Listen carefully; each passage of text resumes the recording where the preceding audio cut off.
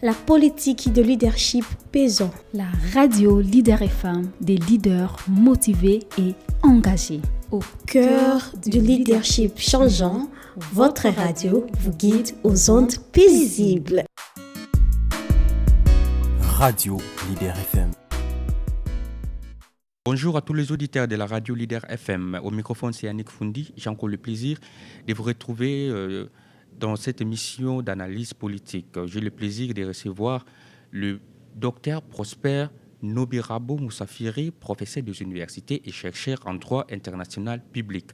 Aujourd'hui, nous allons parler de ce qui se passe au niveau de la diaspora. Bien sûr, nous allons parler de M. Honoré Ngwanda qui catégorise les gens comme des Rwandais. C'est avec monsieur le docteur Prosper Nobirabo Moussafiri que nous allons essayer de faire des analyses et voir exactement si ces informations sont vraies ou fausses. Je m'en vais dire directement bonjour à M. Prosper Moussafiri. Bonjour. Oui, bonjour Yannick. Monsieur Prosper Moussafiri, aujourd'hui nous allons parler de M. Honoré Ngwanda, c'est lui qui est en train d'informer la diaspora congolaise, qui donne les informations sur ce qui se passe au niveau de notre pays, la République démocratique du Congo. Quelle lecture faites-vous d'abord à la personne de M. Honoré Ngwanda? Oui, je crois, Patrick, que Papa Honoré Ngwanda, qu'il faut respecter, c'est un papa. C'est quelqu'un qui a beaucoup écrit des livres sur la question du Congo. Et puis, il a fait beaucoup d'analyses qu'il faudrait d'ailleurs féliciter. Mais seulement, il me semble personnellement que beaucoup de ces révélations sont vraies. Mais les autres sont fausses, faute finalement de preuves suffisantes. Oui, est-ce que vous avez déjà analysé ces analyses qu'il a fait, telles que quand il dit, par exemple, il dit Matata Ponyo est un Rwandais, il fait partie du groupe de Tutsi Power. Est-ce qu'il y a les preuves? Est-ce que ce sont les propos vraiment qui tiennent debout en tant qu'un homme politique, Honoré Ngwanda, avec tout le respect qu'on lui doit? Oui, je crois que c'est pour personnellement pour moi c'est une distraction, simplement parce que c'est pas la personne de Matata Ponyo ou encore de Pawa Tutsi qui nous intéresse aujourd'hui. Ce qui nous intéresse aujourd'hui, c'est de libérer finalement le Congo. Papa Ngwanda a toujours affirmé, à l'époque, si vous voyez la plupart de ses émissions, tout ce qu'ils ont écrit, il dit toujours, il donne des informations sur tout ce qui se passe au niveau de la résidence, des réunions de Tutsi Power, à Kinshasa, ce qui se passe à Kingatani, à Kingakati, même la nuit. Mais Papa Ngwanda, lui qui est toujours informé, il a toujours des gens, 4e ou 7e ou je ne sais pas moi, 8e colonne là, à Kinshasa et à Kingatani, à Kingakati, il n'est pas en mesure de tuer Kabila. Parce que si seulement lui, il était vraiment bien informé, où il avait franchement des gens qui sont autour de Kabila, c'était facile pour qu'il puisse tuer Kabila. Quand il ne le fait pas, c'est-à-dire que ça, c'est quelque chose qu'on n'a pas une preuve autour de ça. Deuxième chose, aujourd'hui, la révélation sur Matata Ponyo, où il est rwandais ou il n'est pas rwandais, ça nous intéresse peu. Parce que les problèmes du Congo, les Rwandais sont venus, ça c'est vrai, ils sont venus, ils sont arrivés, il y a de cela longtemps. Mais ce qui nous intéresse aujourd'hui, c'est dire que qu'est-ce qu'il faut faire très précisément pour chasser tous ces régimes à Kinshasa. Et d'ailleurs, même ces gens de formation, parce que on peut nous donner des papiers, ça peut nous pousser, ça peut plutôt être une des stratégies de la majorité présidentielle aujourd'hui. Parce que je venais de vous dire, dans l'émission précédente, j'analysais, je disais, aujourd'hui, le fait que 7 membres de majorité ont quitté la majorité présidentielle aujourd'hui, ça peut bien jouer sur les calculs, ça peut bien basculer la majorité au niveau des parlements. Et si ça bascule cette majorité, est-ce que ce n'est pas vraiment une occasion pour donner finalement aux gens l'occasion de dire qu'on chasse Matata Ponyo dans une motion de défiance? Parce qu'il ne faut pas oublier que déjà, à Kinshasa, le président de l'Assemblée, n'est-ce pas? Il a fait une déclaration selon laquelle Matata Poyo a eu plus ou moins $1 milliard sur le plan des élections, mais on ne sait pas d'où cet argent est parti. Est-ce qu'on n'est pas en train de préparer indirectement le départ de Matata Poyo dans une motion de défiance? Et une fois cette motion de défiance arrivée, ça peut donner encore l'occasion à Joseph Kabila de pouvoir dissoudre le Parlement. Et quand il va dissoudre le Parlement, quand est-ce qu'on va organiser ça? Donc il y a toute une crainte. Donc, ce sont des distractions qu'on nous laisse. Notre problème, c'est de dire aujourd'hui, ok, tous y compris, même si on dit, on prétend, on dit quoi que ce soit, si Matata Poyo est rwandais ou n'est pas rwandais, cela intéresse les Congolais trop peu.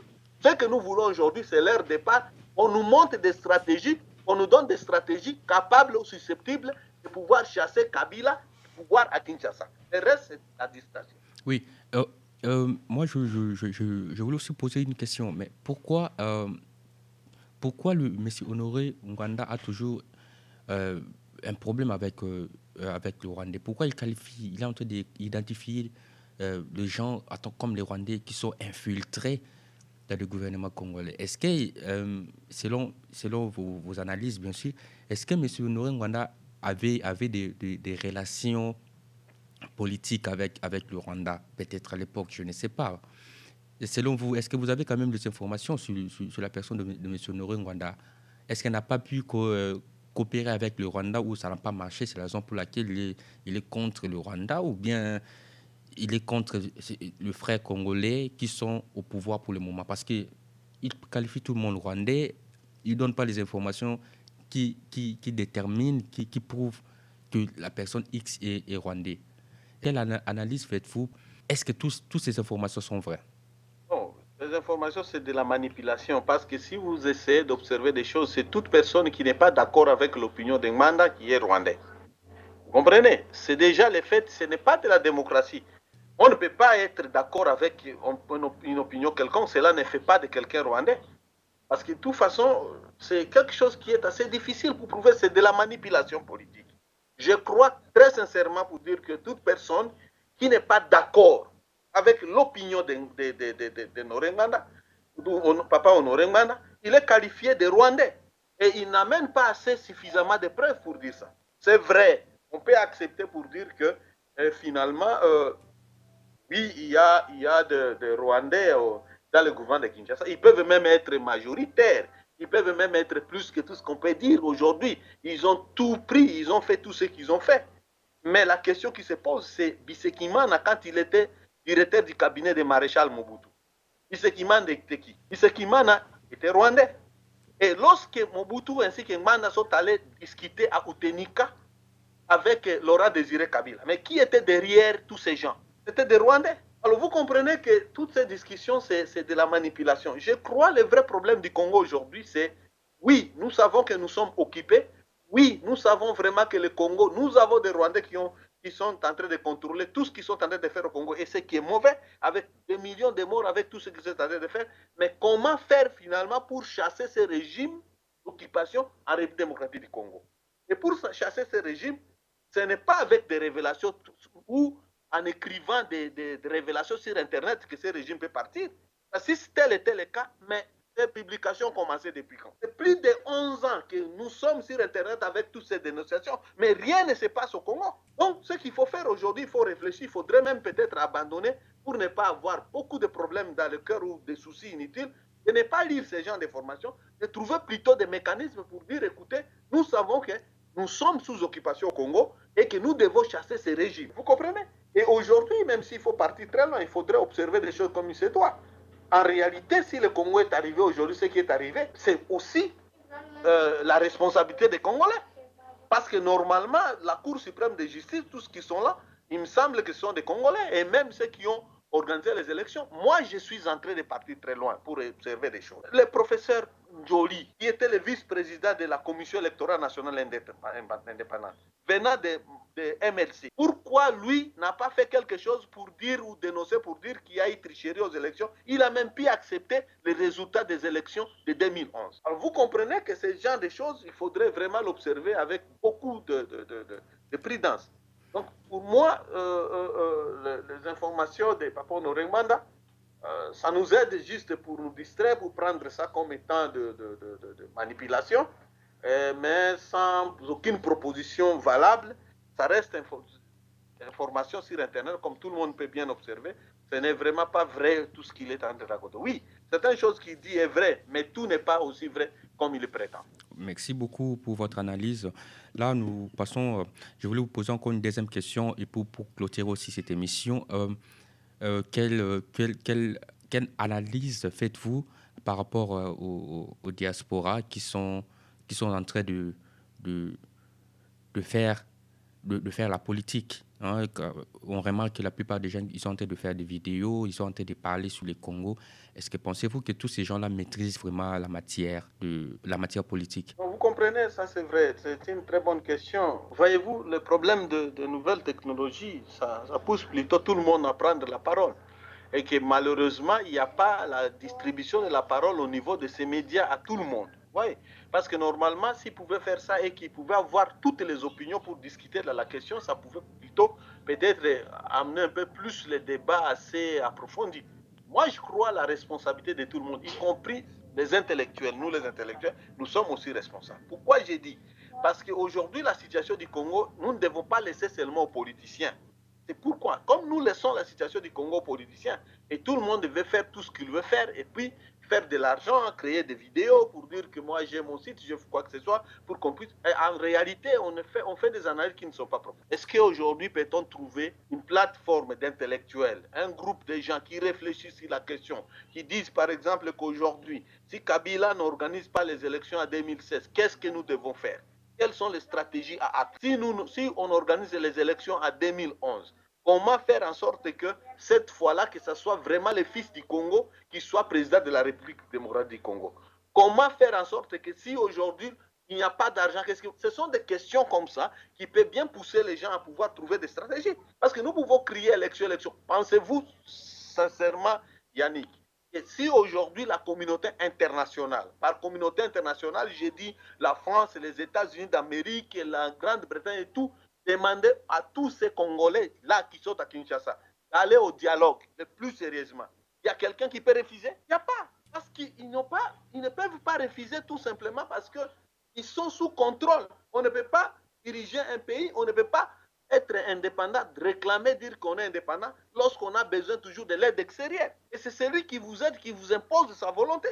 Est-ce que vous avez vu déjà ici en Autriche, le gouvernement autrichien demander l'argent, je ne sais pas moi en Belgique, ou demander l'argent, je ne sais pas moi en France, pour qu'ils organisent leurs élections? Mais si on prend aujourd'hui l'Autriche par rapport au Congo, où est-ce qu'on peut trouver facilement beaucoup d'argent pour organiser les élections? Vous comprenez que nous-mêmes, nous sommes dans les capacités de le faire. Voilà pourquoi moi je disais dans l'autre émission pour dire que pourquoi nous ne pouvons pas nous cotiser, nous, pour dire, bon écoutez, la communauté, merci beaucoup pour la proposition.